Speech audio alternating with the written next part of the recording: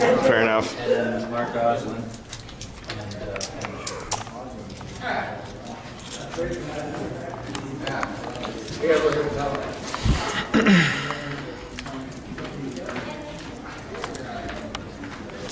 And and probably outside the building, please. Okay. Hi. Hi. Are you She's joining the the owner. open house? I was trying, but I can't now, so. Okay. Well, I own Are the you the building. owner of the building? I am. Okay. And since it's my job as a tenant to Sure. make sure they have peace and enjoyment, today's their peace and enjoyment. Okay. So help yourself whichever direction. All right. Thanks. Thank you. Yep.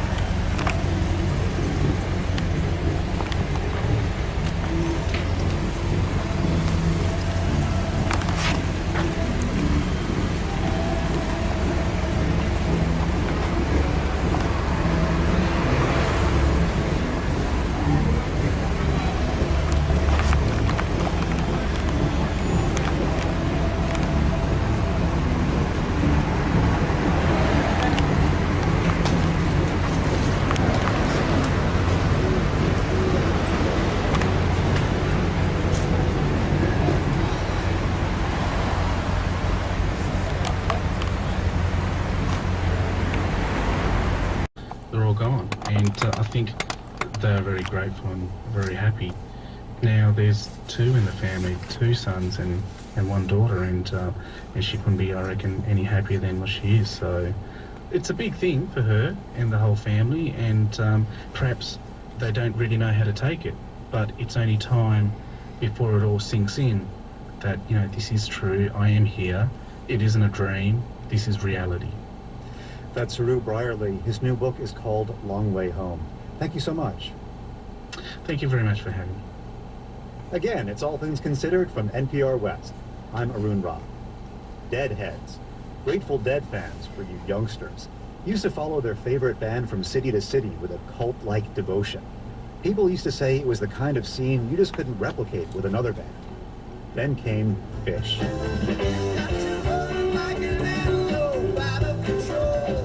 The Vermont-based band enjoyed a similar cult following throughout the 1990s. Then, in 2004, an abrupt halt. A press statement from the band said, they're done. It took 5 years before Phish would be ready to climb back on a stage together. One of the most reliable and workmanlike touring bands of the 90s has become more of a rarity these days. So for fans, every new album is a treat.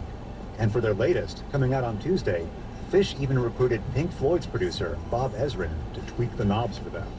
The new album by Phish is called Fuego. It's dawning on me how it starts. Your wisdom must be wise ones. Some more, some has many parts.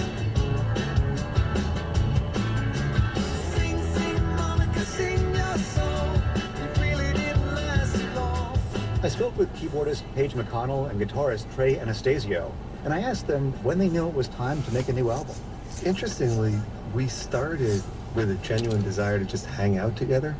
So we actually, Paige, you'll remember this probably, but we told everyone in our management and people around us, we're not making a record, don't ask us to deliver you anything, you know. We just wanted to get together. And, you know, we used to live together in a couple of houses when we were young. We spent so much time together, and then we traveled on a bus together. That aspect of being in a band has become harder with our families to, you know, it's been harder to find that time with just the four of us. And so we went into the barn and just lock the door. Now, this is the famous barn in Vermont where you guys get together and jam and where a lot of the magic happens, right? Yeah, and a lot of long meals and sunny afternoons with the doors open. It's beautiful up there. It's right on a hillside. And I just absolutely love those times as much as any other part of being in a band. So you guys were just going to get together and we're just going to hang out. It's not going to be about music, but the Well, music came.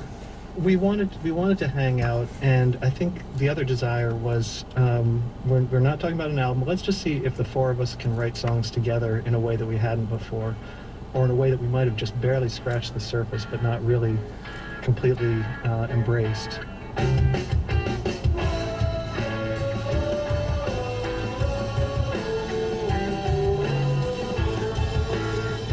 Well, let's talk through that process with one of the songs, and probably Fuego, the title track. It's the first song on the album. It's probably a good one to start because it's the longest, probably the most complicated in terms of composition. How did I that was get? going to say one thing, then Paige, you tell the story, but Right. one of the things that we did that was so funny, and we'll use Fuego as an example, is that we would sometimes pull up a picture, a photo. We said, let's take a photo of someone, with this, we'll write about this guy or this gal. And so we found this photo online of this, I don't know, it's like almost like a cosplay kind of thing. Somebody leaning on a tree with this weird costume on. Paige, you can tell the Very rest of the goth, story. very goth, Like a and I goth. think it was a girl. think but it was a it's sort of girl. hard to tell. It had sort of an asymmetrical haircut that was jet black and sort of swept across her face, and she had sort of this little skull of like a little animal on her belt, and she was carrying a sword and leaning against a tree, and she sort of looked like a Viking warrior or something like that, and so part of the lyrics were inspired by her, and then part of the lyrics were inspired by coffee mugs. All of a sudden, the song makes sense. Yeah. We would start debating, it took on a whole life of its own. That suddenly we knew who this person was, and everybody's kind of chiming on what the story was, and we'd write about it. It kept morphing,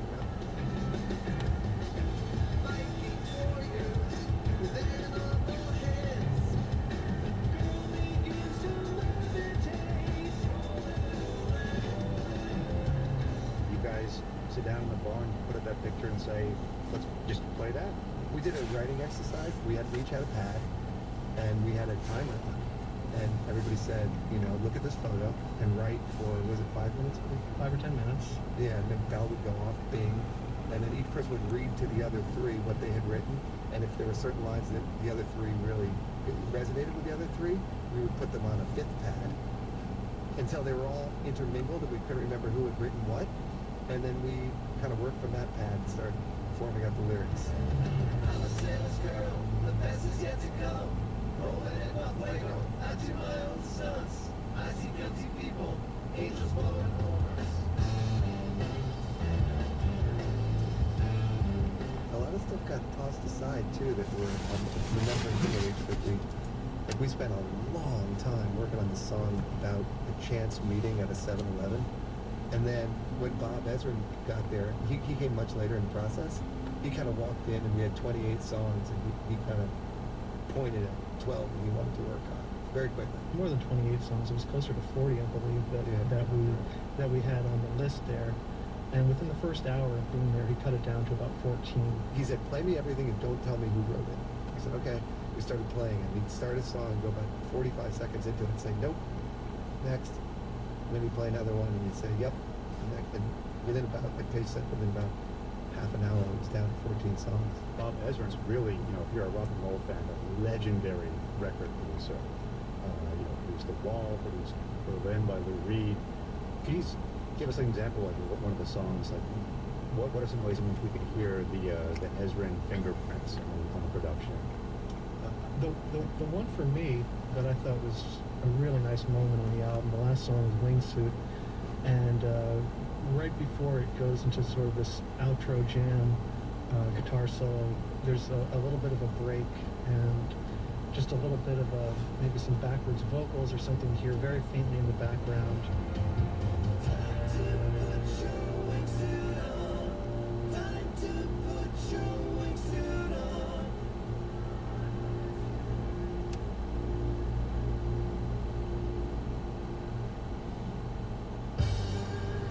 that to me was something that he addressed, that little transition, and sort of made it special, and that's one of my favorite parts of the record.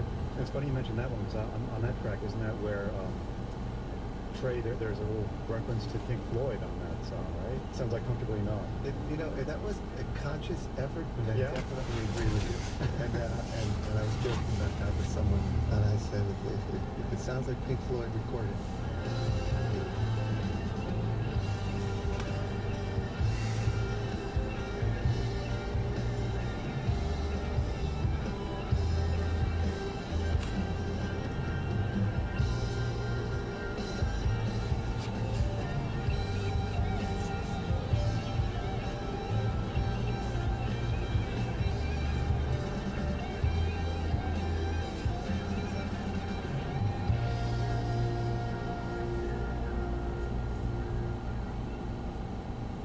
Fish has this tradition, you guys have been doing it for a while, where once a year, I think it's a Halloween show, you'll play a concert where you do another band's album all the way through. This year you didn't, because you did the new album, Fuego. I'm curious if there's something you've been dreaming about doing in the Captain Columbia. You learn a lot from learning these other albums. I mean, we did Remain of Light by the Talking Heads one year, and we did Exile on Main Street, we did a Velvet Underground album, but I think everybody kind of got a little sick of it, to be perfectly honest. So the last couple of years, it started to feel like a trap we had built. I think, in a lot of ways, I think doing our own album was a little bit of a liberating experience for me. I kind of wonder if maybe we'll look to start a new tradition. That's Paige McConnell and Trey Anastasio of Fish. Their new album, called Fuego, comes out on Tuesday. Trey, Paige, thank you. Thank you. Thanks a lot. And for a few more days, you can stream Fuego in its entirety at nprmusic.org. Up all night and I'm waiting for you, that's all. Waiting all night. Waiting all night. And for Sunday, that's All Things Considered from NPR West. I'm Arun Roth. Check out our weekly podcast. Look for Weekends and All Things Considered on iTunes or on the NPR app. And you can follow us on Twitter at NPRWATC. We're back again next weekend. Until then, thanks for listening and have a great week. Won't you please come home?